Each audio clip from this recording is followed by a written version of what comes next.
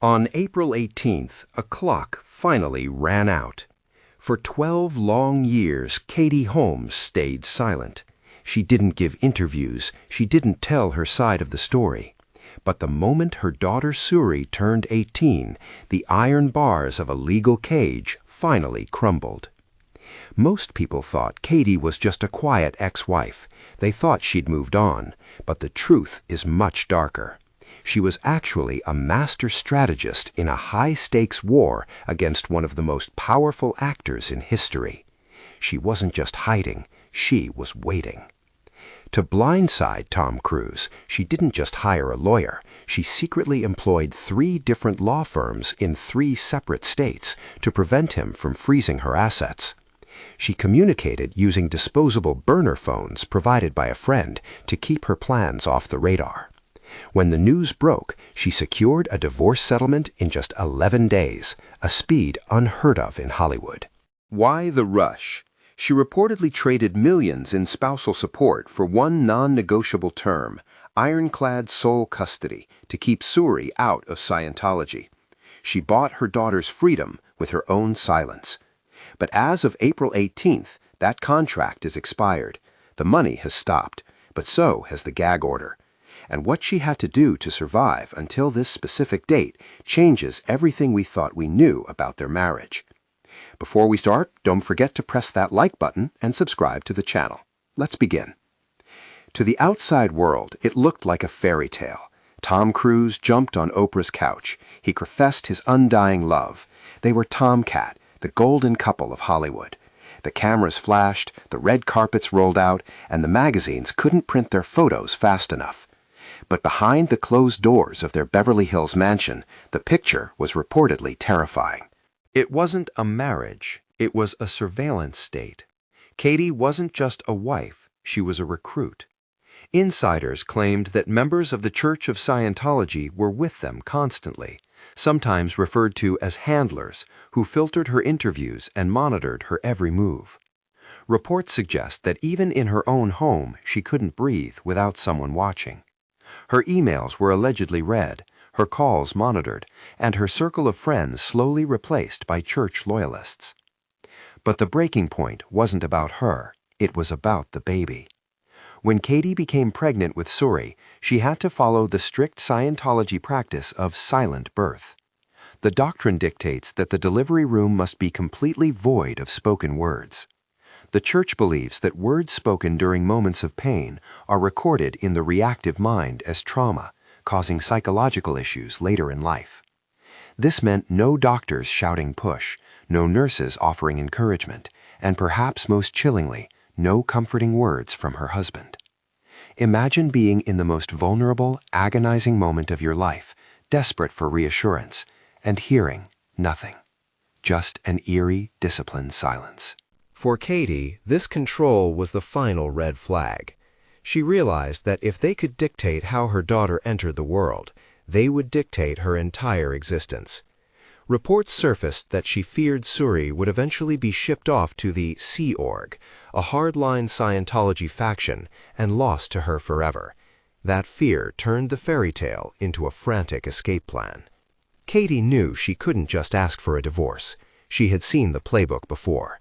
She watched as Nicole Kidman was systematically pushed out, labeled a suppressive person by the church, and effectively severed from her adopted children, Bella and Connor. Katie was terrified that history was about to repeat itself. She refused to let Suri become a casualty of the organization. So she didn't just plan a breakup, she orchestrated a high-stakes extraction mission that would make a spy thriller look tame. It started with a burner phone. Katie knew her regular devices could be monitored, so she secured a disposable mobile, supplied by a trusted friend, to communicate with her legal team in total secrecy. And she didn't just hire a divorce lawyer. She silently retained 3 separate law firms in 3 different states. This wasn't just about legal representation. It was about blinding the opposition. By spreading her legal footprint across New York, New Jersey, and California, she ensured that when she finally pulled the trigger, no one in Tom's camp would know where the initial strike was coming from, or which jurisdiction would control Suri's future. But the most ruthless part of her strategy was personal. 2 months before the news broke, Katie quietly fired her stepdaughter, Isabella, from her fashion label, Holmes and Yang. It seemed cold, but it was tactical. Isabella was a devout Scientologist, and Katie knew that keeping her close meant keeping a direct line open to Tom. If Isabella saw anything suspicious, a packing box, a hushed phone call, it would be reported back immediately. Katie had to cut the wires. She had to go completely dark. By the time Tom picked up the phone in Iceland, unaware he was about to be served, Katie had already moved into a secret apartment, switched vehicles, and secured the one thing she wanted most, the element of surprise. When Katie finally dropped the divorce papers, Tom was in Iceland filming a movie. He was blindsided. He didn't see it coming. That was the only way she could win. She used the element of surprise, plotting her escape with a disposable burner phone and a team of lawyers across 3 different states just to keep her communication secret from his security team. But freedom came with a heavy price tag, a very heavy one. To get full custody of Suri and remove her from the Church of Scientology's influence, Katie had to agree to some shocking terms. This is where the golden handcuffs come in. Reports suggest she signed a ruthless clause that banned her from publicly dating anyone for 5 years. 5 years. She couldn't let a boyfriend near Suri. She couldn't walk a red carpet with a man. She had to look single. This explains why her relationship with Jamie Foxx was Hollywood's worst-kept secret for half a decade. They were practically hiding in plain sight to avoid breaching the contract. If you're enjoying this video, please hit the like. It's free and really helps the channel grow. Oh, by the way, I will be posting more videos like this, so please subscribe and hit the bell so you never miss another deep dive from me. But that wasn't even the worst part of the deal. While Katie secured her freedom, she reportedly walked away with 0 spousal support. Nothing. Despite being married to a man worth upwards of $250 million, the prenup was ironclad. She received just $400,000 a year in child support, a figure that, while high for most, is a drop in the bucket for Cruz. She essentially paid a multi-million-dollar ransom for her daughter's future, choosing autonomy over alimony. She left the money on the table, took the secrets to the grave, and ran.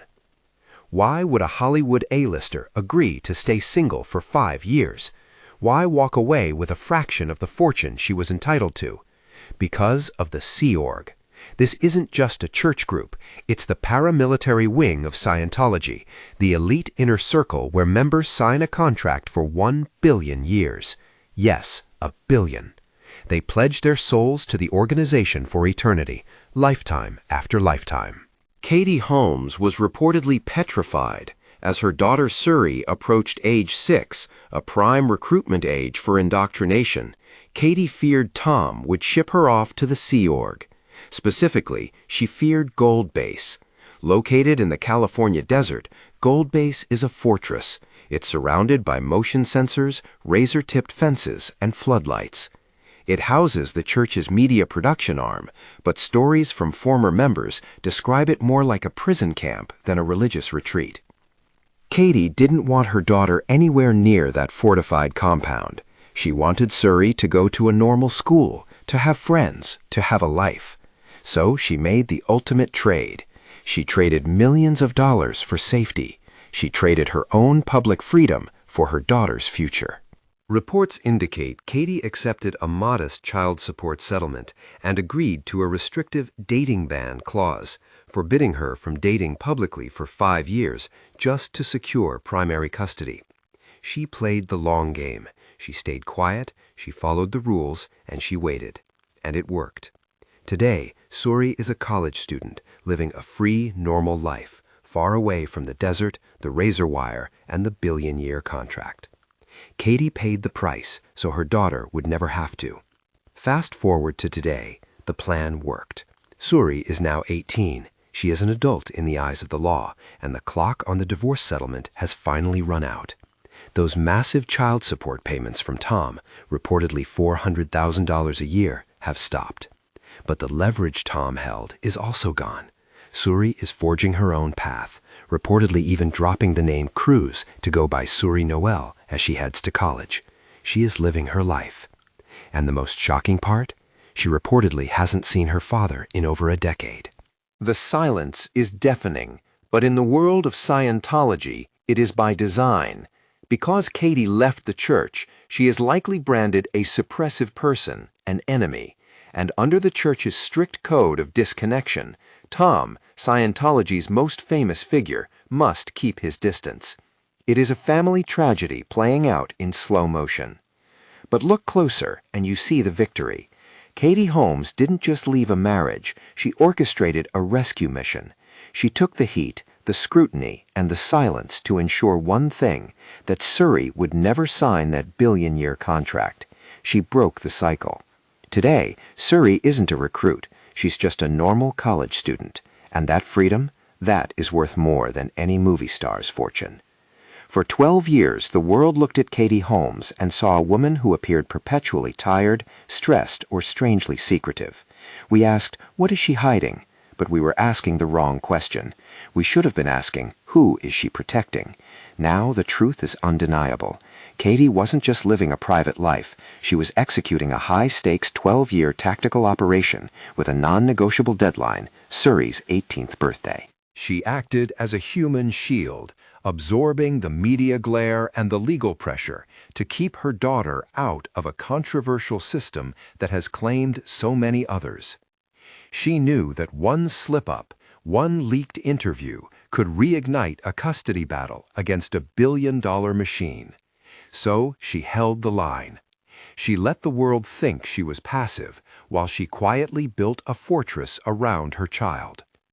Tom Cruise might be the action hero on the big screen, hanging off airplanes and jumping cliffs for applause. But in the real world, the true hero is the mother who plotted a silent escape and played the long game. When the clock finally ran out this year, the leverage evaporated. Katie walked out of the shadows with the one prize that mattered, a free, independent daughter. She won the war without firing a single shot.